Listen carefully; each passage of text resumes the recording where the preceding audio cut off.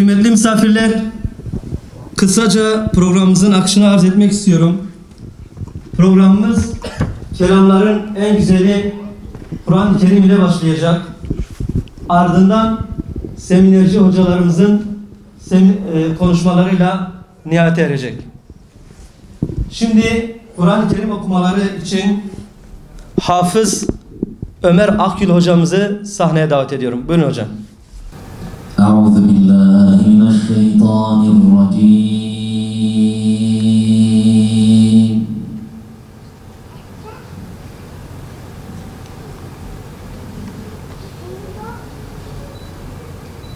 Bismillahirrahmanirrahim.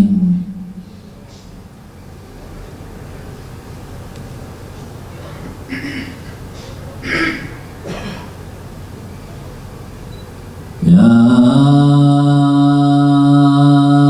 eyyühellezîne âmenû lâ tuqaddimû beyne yedeyillâhi ve rasûlihi vettekullâh.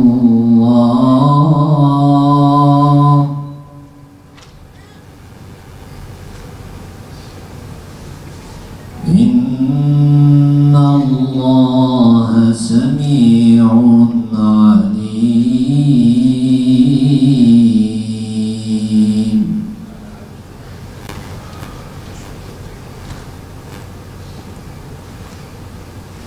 Ya eyyühellezîne âmenû lâ terfa'û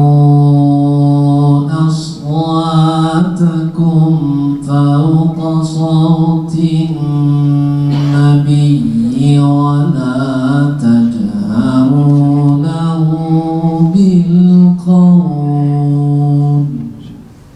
Allah Celle Celaluhu kısmet ederse inşallah bizler de bize ayrılan süre zarfı içerisinde sosyal medyanın özellikle bireysel yönü, insani yönü, toplumsal yönü, sosyolojik ve psikolojik etkilerini inşallah birlikte işlemeye çalışacağız. Çok etkili, hızlı bir iletişim sahasıdır. İşlerimizi kolaylaştıran bir platformdur. Birçoğumuzun saatlerce sıra kuyruk bekleyip hallettiğimiz işleri bir dakika gibi kısa bir süre içerisinde ne yapabiliyoruz? Halledebiliyoruz. Diğer taraftan dünyanın en büyük bilgi havuzudur. Sanal bir kütüphanedir. Artık insanlar bilgiye ulaşamıyorum şeklinde bir mazerete sahip değiller. İsteyen bütün bilgilere ulaşabiliyor. Etkili kullanılırsa ciddi bir zaman tasarrufu sağlıyor. Bu anlamda yine bize birçok katkısı olan bir mecradan bahsediyoruz.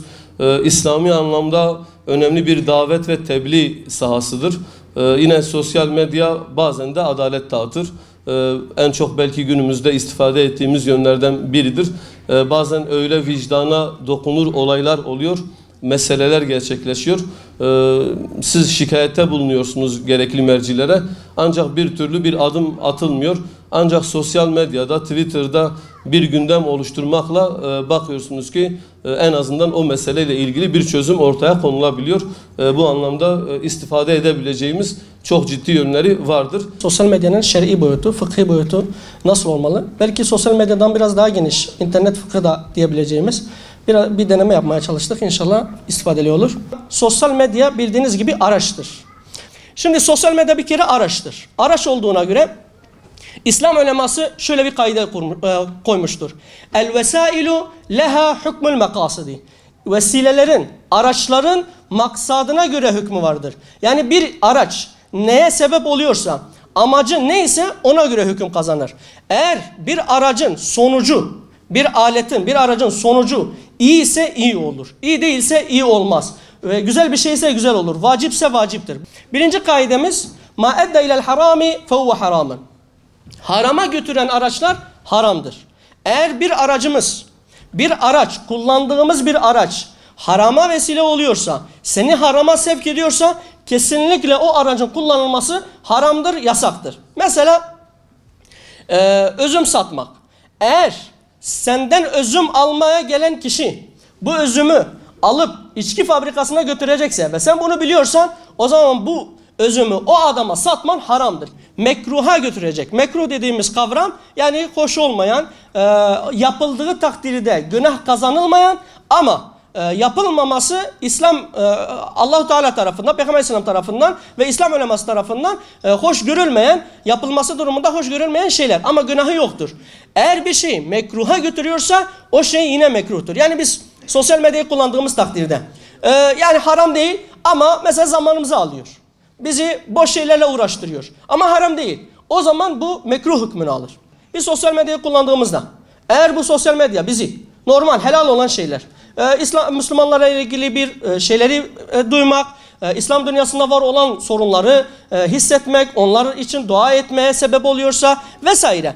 Eğer helala sebep oluyorsa o zaman bu şey helaldir.